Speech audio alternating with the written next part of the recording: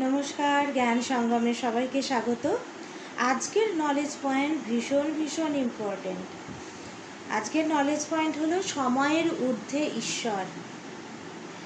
গুরুজি বলছেন, একজন অজ্ঞ ব্যক্তি হয় কোনো ব্যক্তিকে অবিশ্বাস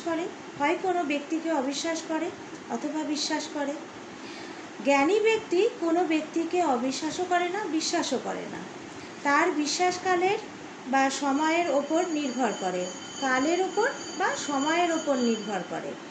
যখন সময় ভালো থাকে তখন শত্রু ও বন্ধুর মতো আচরণ করে, যখন সময় ভালো থাকে না তখন বন্ধু ও শত্রুর মতো আচরণ করে।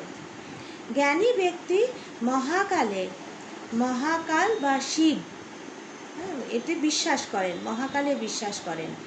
একজন অজ্ঞ ব্যক্তি সময় এবং সময়ের ঊর্ধ্বে ঈশ্বরকে অবিশ্বাস করে। এই জগতে এবং সময়ের উন্নতির সুযোগ সবসময়ই থাকে।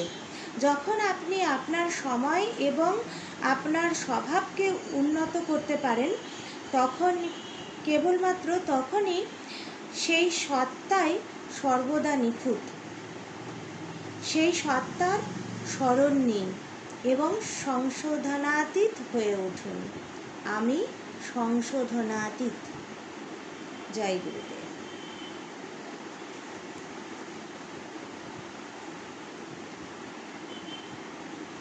আর একবার পড়ি।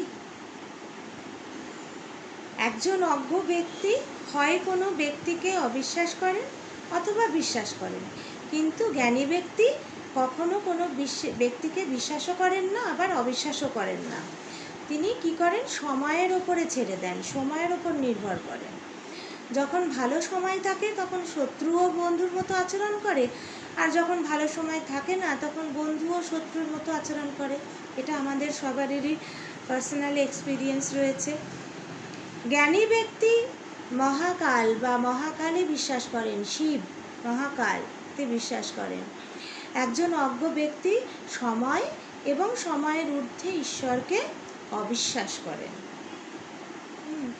এই জগতে ও সময়ের উন্নতির সুযোগ সবসময়ই থাকে।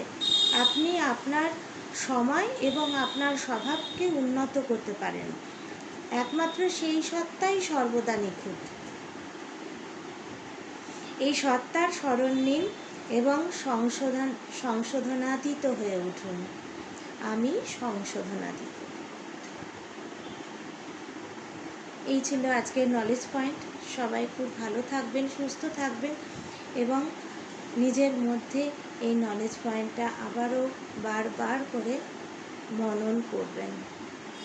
সবাইকে নমস্কার জানিয়ে আজকের এপিসোড এখানেই শেষ করছি। দেখা হচ্ছে পরবর্তী এপিসোডে। নমস্কার।